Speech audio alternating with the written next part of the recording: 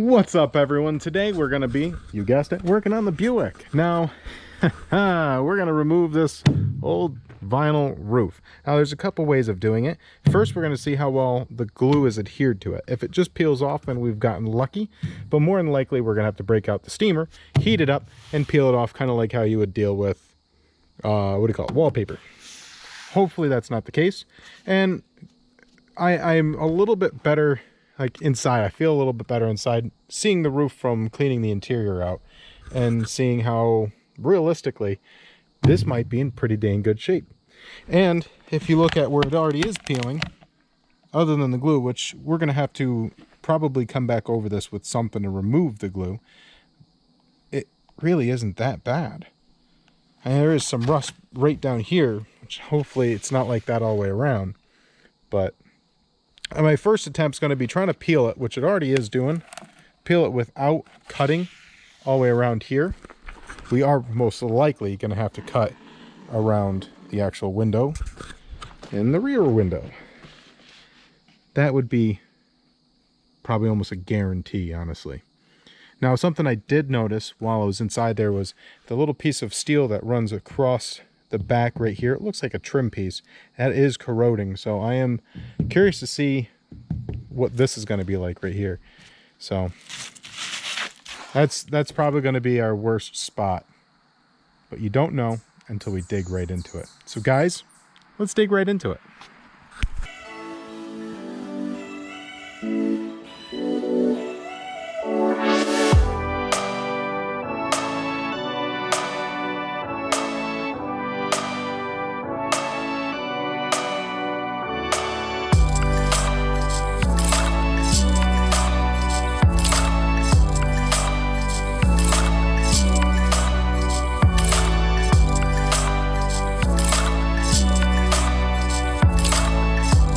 Alright, so the best I can actually tell you is it's peeling off fairly well, and it almost looks like, honestly, I think it pulled some of the paint right off the top of the car.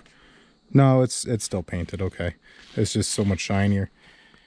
So we're going to have to use some type of Goo Gone or something to get rid of the actual paint. I know I'm going to put a temporary coat of paint on this car, so it might be just sand her down and hit her with some coat paint. Over here, what we're going to do is I'm going to try taking these things out. I kind of feel like they're, I don't know, I'll have to look into that, but we're going to caulk them so that water doesn't get down them. I still have to pull that off. But if you take a knife like this is like a linesman knife, so you can strip wire for, you know, attachment points to the house and attachment points to a pole. If you actually start the cut and then turn it so that the sharp edge is up and you just run it right down the edge, you cut the part where you're not going to get it out from underneath the trim, and then you can always work it out later on. But it really, that way you also aren't scratching the hell out of the paint, especially if you accidentally move it. Then you move this at a 45-degree angle, and you just give her a good tug, and she works her way right out, and then straight up and out for down here. So it is very easy to take off. I don't know if it's just because the glue is old and it's just not holding it anymore, but oh man, honestly, I think it looks better the way it is. I mean, we're gonna fix it, but oh man, I hate vinyl tops. It traps a lot of issues. So we're gonna go ahead and pull off the spot that I'm actually the most worried about, because you can see where everything's just been trapped, and that's not good. Not good at all. The rest of it's nice and solid. That's not rust, that's just the glue. I honestly think we're doing pretty good on this. If we clean it up, wash it off. I'm not going to do it because it's too late now. It won't dry. So we'll have to do it, I don't know, later this week, because it's going to rain tomorrow. It's going to keep raining. So we do have this rust spot here. Once again, I am concerned about this spot, and it looks like we do have some severe rust right there, which, you gotta say, like, yeah, they're heavy. They're made out of steel. But even though there's a lot of rust right here, I think we're going to be able to just sand it, and it might need to be treated with a coat of lead or something along those lines. Once again, so when you do, you hear steel, and you hear steel. You don't hear the thump, thump, thump from what's the word I'm looking for? Bondo. So we're going to keep getting this off. We're going to put that trim back on for the window, so we don't lose that, or it doesn't get damaged. And then we're going to put the car cover on, because we did just expose the roof of this, and I don't know what all is underneath here, and I would love to wash it, but I only have so much time in a day. But like I said, after seeing the top or the bottom side of the roof, I was figuring we were going to be in pretty good shape. And other than the 2 dents over on this side,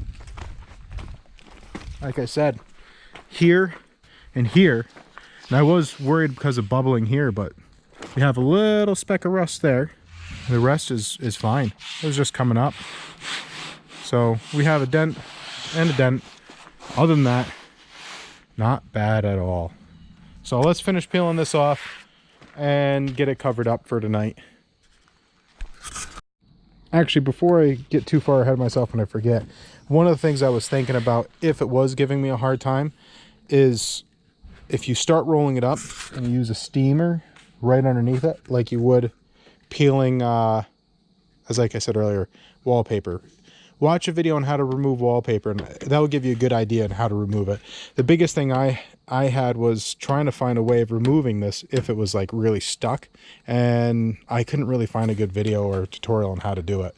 So guys, if you remove it like it's wallpaper, I guarantee that you'll have a pretty successful attempt at it. Well, if it's a successful attempt, it would be just a successful thing. Anyways, yeah, we're sitting pretty on here, man. Oh. All right, let's get this done.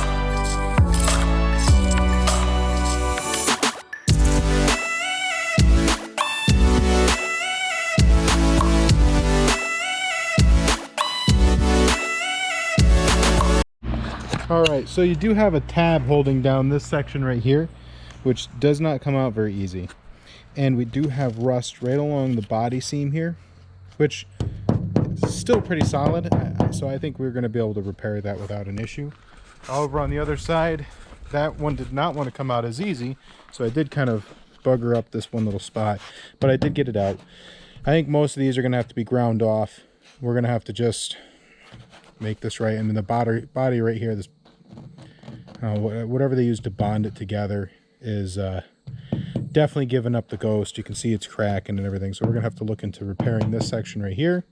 And then this is just chock full with dirt. So when we do wash it, we'll have to be careful not to hit it with direct pressure from the pressure washer, because I don't want to blow it completely out, but I do want to clean it out fairly quickly so it doesn't, you know, do more damage sitting there.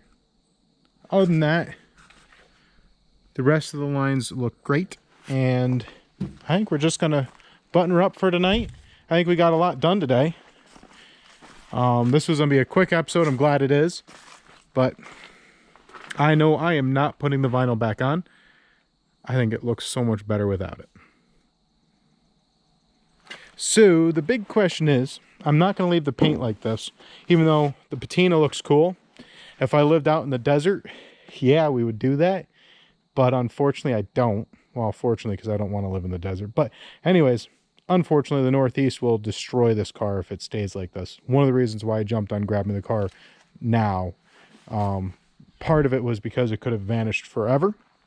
The other one would have been, it was going to be reclaimed by the earth shortly. So the top of the car is in fantastic shape. There's nothing I can't, you know, either by plug welding holes so that we can just grind them off and have them nice and flush. There's a couple dents that need to be pulled. There's some issues that I'm very interested in figuring out why. It kind of looks like this side's not bad, but the other side, like this has to have been painted at one time or another. Maybe it was in an accident or something. But there is a lot of body filler, like right here. Christ, it's got to be close to 1/8 of an inch thick. So we are going to have to figure out why things like that are the way they are. And the other thing is just straighten things out, fixing what has been neglected. Fortunately, it's just the bottom that needs to be replaced. Those are easy. You know, we can weld the new pans in, not a problem. The biggest problem with the whole car that we have to deal with is, one, I would like to switch it over to disc brakes. There is a company that makes a phenomenal one. Heck, their chassis with this on it, you'd be able to autocross it and it would feel like a nice touring car. It would be phenomenal. So I'll reach out to them. It's not something that we can really throw money at right now. There's a person that has a few of these nearby. I might see if they have a spare frame, but we're probably going to have to find someone out west or down south that would be looking to sell it at a reasonable price. So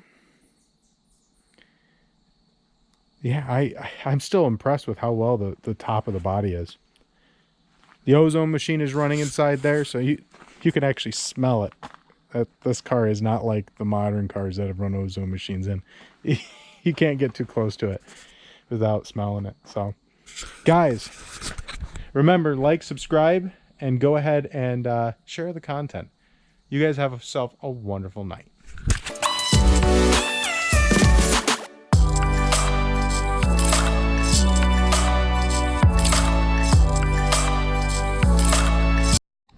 All right, so this is a large car cover, and I asked them, will it fit? I suppose it does. Oh, but I'll tell you, I don't know what this is supposed to protect it from. So hopefully it'll be watertight, but it's almost a laughable fit to this car. Oh, this, I guess it does cover it at least. It's better than nothing. I mean, it looks like it's gonna just tear through it. Oh my god. Will this fit a 71 Buick GS? Well, it'll fit a Monte Carlo. I'll tell you what, if you could put this on a 71 Monte Carlo, I'd be freaking surprised. Oh my god. I think it must be a modern Monte Carlo, because no. All right, have a good night.